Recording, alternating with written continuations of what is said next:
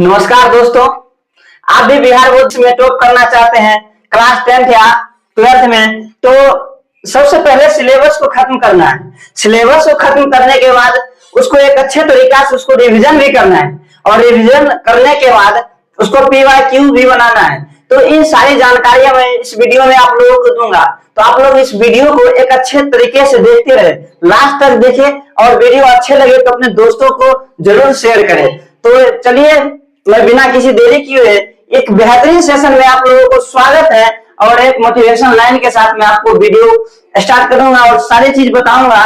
कौन ऐसी जानकारियां हैं, कौन सी टिप्स हैं जो मिलने के बाद आप लोगों को सिलेबस के साथ साथ रिवीजन भी बेहतरीन ढंग से हुआ, एग्जाम के पॉइंट ऑफ व्यू से आप क्वेश्चन भी कर सकते हैं। तो उन सारी जानकारियों को मैं इस वीडियो में दूंगा।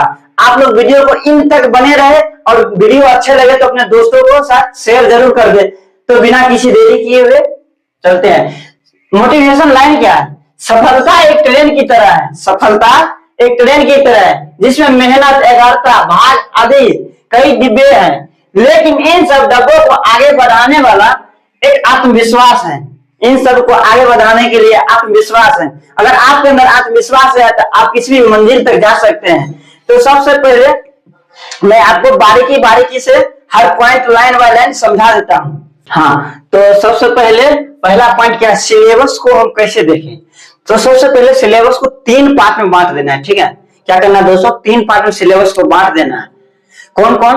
तो सबसे पहले इजी टॉपिक, जो सबसे आसान लगे आपको पढ़ने में, जो सबसे आसान लगे पढ़ने में उसको इजी टॉपिक कर दो, जिन्हें आप आसानी से समझ सकते हैं। दूसरा है मॉडरेट टॉपिक। दूसरा क्या है? Moderate topic. इसको समझने में कुछ समय लगता है, लेकिन अगर क्लास के बाद आप रिवीजन कर लीजिएगा तो तुरंत समझ में आ जाएगा। लेकिन अगर रिवीजन उस टाइम नहीं करते हैं, बाद में पढ़ते हैं, तो उसको पढ़ने में कुछ समय लगता है। और तीसरा है डिफिकल्ट टॉपिक, जिसको हमें बार बार पढ़ना पड़ता है। आपने जो नोट्स बना रखा है उस नोट में इजी टॉपिक में 1 स्टार दे दो ताकि जल्दी समझ में आ जाए। इसमें डबल बना दो, थोड़ा समय लगता है। इसमें ट्रिपल लगा दो, जो थोड़ा डिफिकल्ट होती है। डिफिकल्ट तो नहीं कहा जाए धरती पर कुछ भी, अगर उस काम को आसान बना दिया जाए, मेहनत से किया जाए, लेकिन थोड़ा समय लगता है जिसको बार बार रिवीजन करना पड़ता है। तो डिफिकल्ट टॉपिक है। कहोगे सर डिफिकल्ट टॉपिक हम देखने के बाद हम लोग को ध्यान से उतर जाए। आप सोच लो, इस जगह अगर तुम्हारी गर्लफ्रेंड हो, क्या तुम उसको छोड़ सकते हो? नहीं छोड़ोगे। कहेगा नहीं, बात कर लेते हैं सर जी थोड़ा। उसी प्रकार इसको मान लो ये मेरी गर्लफ्रेंड है, ठीक है, इसको नहीं छोड़ोगे तो बार बार डिफिकल्ट टॉपिक देखोगे। और इसके बाद नोट में कुछ लिख दिया हूं मैं, पहले इजी और मॉडरेट टॉपिक को कवर कर ले।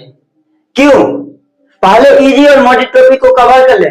क्योंकि हमारे अंदर आत्मविश्वास बढ़ेगा। तुम अगर कोई ऐसा चैप्टर है, अगला चैप्टर अगर पढ़ने में मन नहीं लग रहा है, जिस 2 चैप्टर इजी लग रहा है, अगर वही चैप्टर को बार बार पढ़ते हो तुम्हारे अंदर जिज्ञासा जगेगा, ताकि मैं अगला चैप्टर आसानी से पढ़ सके। तो दूसरा पॉइंट की ओर अब बताता हूं। समय सारणी टाइम टेबल बनाओ और इसे निभाए भी। आप ऐसा नहीं है कि समय टाइम टेबल बना लिए कि मुझे 6 बजे उठना है, 2 घंटा पढ़ना है, फिजिक्स 2 घंटा, केमिस्ट्री 2 घंटा, मैथ। लेकिन ऐसा कुछ दिन ऐसा आता है कि जो खुद का टाइम टेबल बनाया हुआ पर भी नहीं चल पाते हैं। इसीलिए अगर टाइम टेबल बना है तो उसे निभाना भी जरूरी है। तो टाइम टेबल मान लो तुम्हें 4 बजे या 4 से 5 बजे उठना है मॉर्निंग में, 4 से 5 AM में आपको उठना है और सोना कब है? तो रात में 9:30 से 10 के बीच आपको सो जाना है PM में, क्योंकि एक अच्छी नींद भी ले सके। 7 से 8 घंटा आपको सोना है, उससे ज्यादा नहीं सोना है। 7 से 8 घंटा सोने के बाद आपको एक फ्रेश नींद हो जाए और जो समय बचा है उसी समय में यूटिलाइज करना है कि पढ़ना भी है, खाना भी है और तुम्हारी दिनचर्या जो है उस दिनचर्या पर चलना भी है। तो सब चीज को देखते हुए और समय सारणी ऐसा एक बनाओ ताकि उस टाइम में किसी प्रकार की दिक्कत ना हो, डिस्टर्ब ना हो। उन सारी चीज को भी देखते रहे। तीसरा पॉइंट क्या है? डेली टारगेट बनाए, हर दिन टारगेट बनाए। क्योंकि अगर एक दिन का टारगेट अगर हफ्ता बनाते हैं कि आज मुझे 6 से 7 फिजिक्स पढ़ना है, 7 से 8 केमिस्ट्री पढ़ना है, ये सारी जानकारी अगर आप लेते हैं तो ऐसे में क्या होगा, टॉपिक वाइज टारगेट बनाओ, किसी एक टॉपिक को टारगेट बनाओ और वो टॉपिक जब तक खत्म ना हो जाए तब तक अगले टॉपिक पर चर्चा ना करें। इसीलिए टॉपिक वाइज आप टारगेट बनाएं। हर दिन एक टारगेट लिखिए, जैसे दिन में पढ़े हैं तो रोज प्रत्येक शाम सोते टाइम आप कल का टारगेट बना ले, मुझे क्या क्या करना है, कौन सा टॉपिक, जैसे मान के लिए एक एग्जांपल ले लो, प्रकाश पढ़ना है, प्रकाश चैप्टर, तो सबसे पहले प्रकाश में क्या क्या पढ़ना है उन सारी चीज को आप लिखे। ये नहीं लिखो कि 6 से 7 मुझे फिजिक्स पढ़ना है और 7 से 8 वैसे में आपको कवर भी नहीं होगा सिलेबस समय से। इसीलिए इस चीज को ध्यान दो।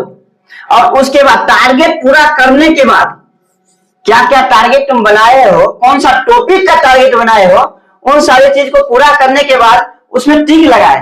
और टिक लगाने के बाद आपको ये पता चलेगा कि मैं जितना इनपुट दिया है आउटपुट आया या नहीं आया। उससे आपको क्या होगा, आत्मविश्वास बढ़ेगा, ताकि आगे भी आपको काम करने में मन लगेगा।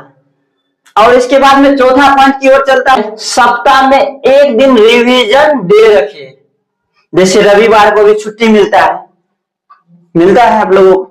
आप ये सोचते होंगे कि रविवार को चलो छुट्टी मिला है तो हम क्या करते हैं, कहीं घूमने के लिए चले जाते हैं। दोस्तों, रविवार की छुट्टी मिलता है क्यों, घूमने के लिए नहीं। रविवार की इसलिए छुट्टी दिया जाता है, हफ्ता में जितना पढ़े हो उसको, ताकि एक ऐसा दिन बनाओ जिसको तुम कवर कर लो। चलो ठीक है, तुम रविवार को कवर नहीं किए, रविवार के तुम जैसे पढ़े वैसे पढ़ते रहो। कोई एक ऐसा दिन होगा जिसको तुम फेवरेट मानते हो, सोमवार, मंगलवार, बुधवार, कोई एक ऐसा दिन है जिसको रिवीजन दे रखो। उसको पूरा दिन, उस दिन जितने हफ्ता में पढ़े हैं उसको रिवीजन कर ले।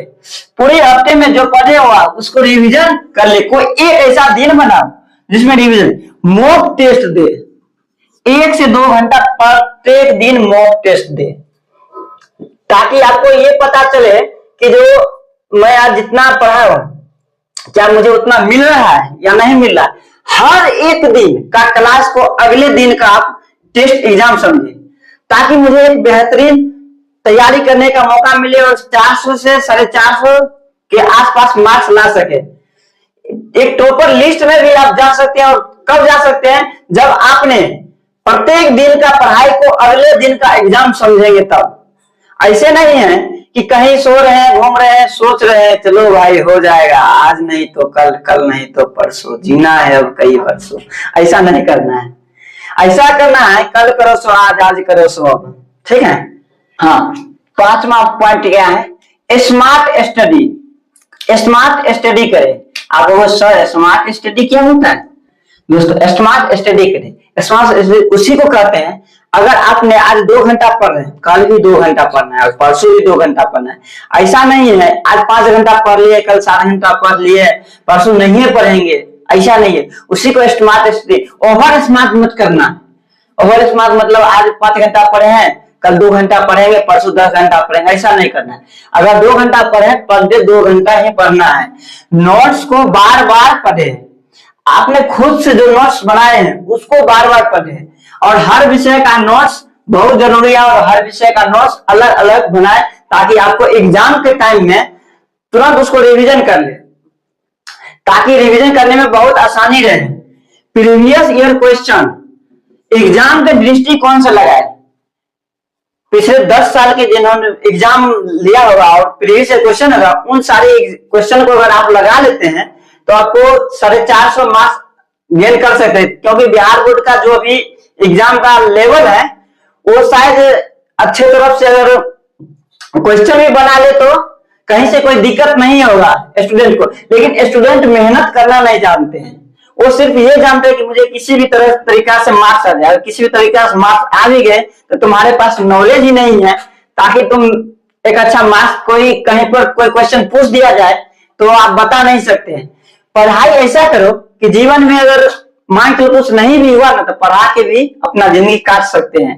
पढ़ाई ऐसा करो, कॉन्सेप्ट चार्ट के साथ साथ फार्मूला शीट बनाए। अगर 12th का स्टूडेंट है वो फार्मूला शीट के साथ साथ कॉन्सेप्ट चार्ट बनाए, और 10th का स्टूडेंट कॉन्सेप्ट चार्ट के साथ साथ फार्मूला बनाए, ताकि उसको पढ़ने में काफी आसान हो।